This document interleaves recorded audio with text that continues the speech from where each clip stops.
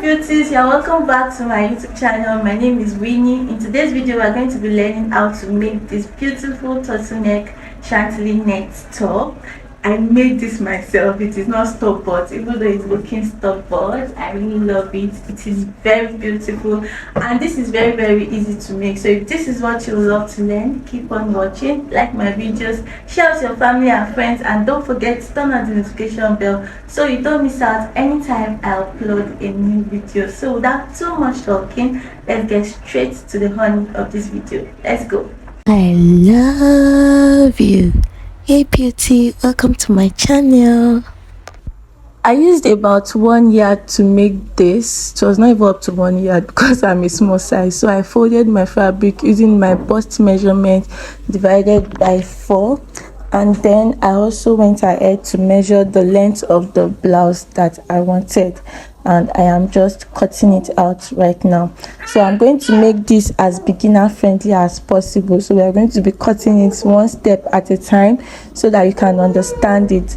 Then I went ahead to hold it down with pins because we are working with a chantilly net and it is very difficult to work with, so you have to carefully work with it. So I'm pinning it, then I'm going to fold the fabric again and then place the first one that I cut on it, and then I am also going to use that to cut the second one out. So that means we have cut for the front back pattern and the front pattern and the back pattern. That is what we are trying to cut. All right, so once I was done cutting, this is what you have. Then you can start taking in your measurements. So the first thing I'm going to do is to place my shoulder measurement. My shoulder is 16 inches divided by 2, that's 8 inches. So I added ½ inch to that, making 8.5 inches.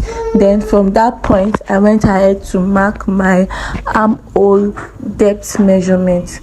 So you will also mark 1 inch downwards for your shoulder slope, and then you mark your armhole depth measurement. So once I was done, I marked my neck width of 3 inches, and then I connected that slope, all right, that shoulder slope that we always connect. Then I cut it out. I also cut my shoulder slope out.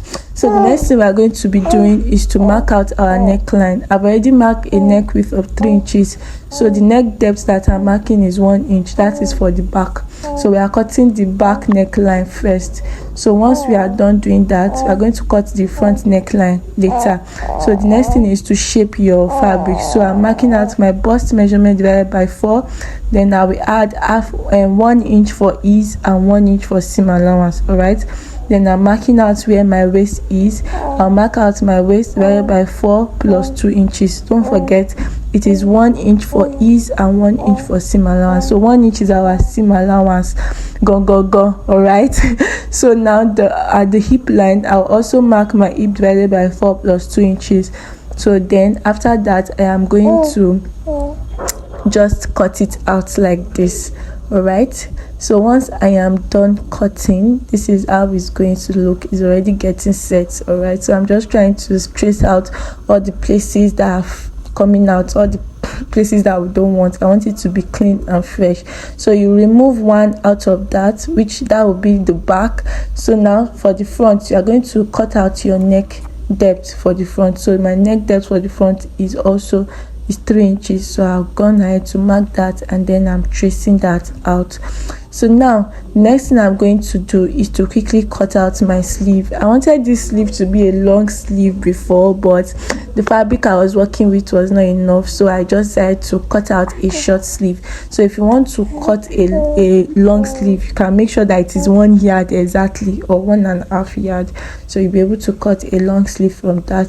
So I've cut out my sleeve using my bicep measurement divided by 2 plus 2 inches allowance, and then I marked my sleeve arc, like the armhole, the place that's going to sit on the armhole. I cut that out, and I also mark my bicep measurement. So at the bicep on the sleeve area, you don't have to add any ease because the sleeve has to be very firm so that it can give the beauty that you want.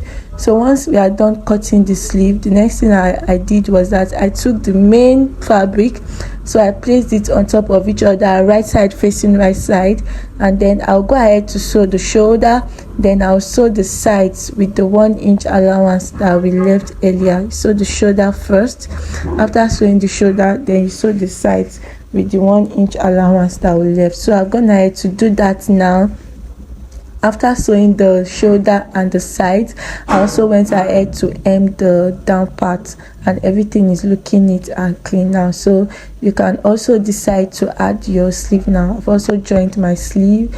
I'm going to be adding my sleeve, but when I'm done with my neckline, that's when I will add my sleeve. So this is my already cut turtleneck pattern, so I'm going to be using that to trace out now. I didn't show the tutorial, I'm so sorry.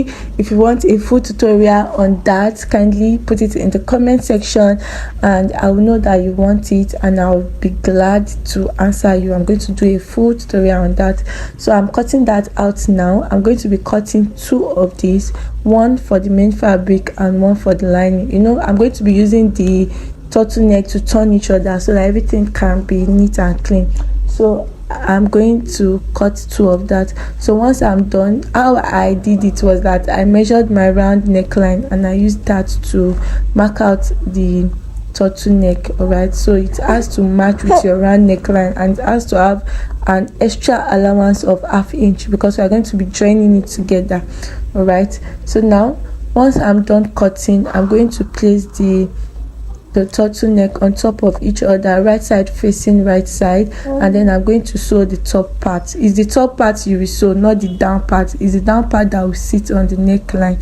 All right, so once I'm done doing that, this is how it looks, and then I'm going to fold it together like this. Just pick one place that you want to be on the right side, and then you stitch it with the 1/2 inch that I told you to leave earlier.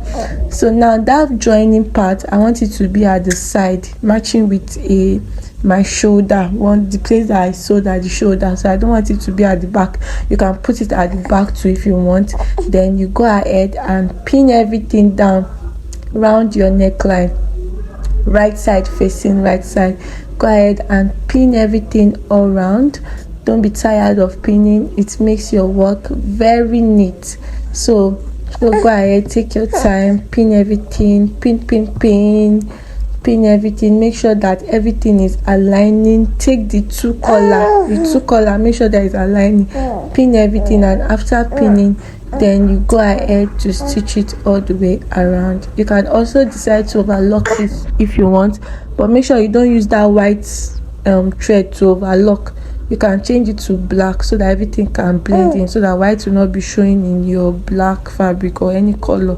That whatever color that you are sewing is what you should use to, because mesh can be really funny and can be showing outside. So I've gone ahead to sew it, and then I am taking out my pins now, and this is everything. This is just the final stage. So once I'm done, I'm going to go ahead and attach my sleeve now. I've not yet attached my sleeve, so I'll attach my sleeve, and the next thing you are going to be seeing is the finished look.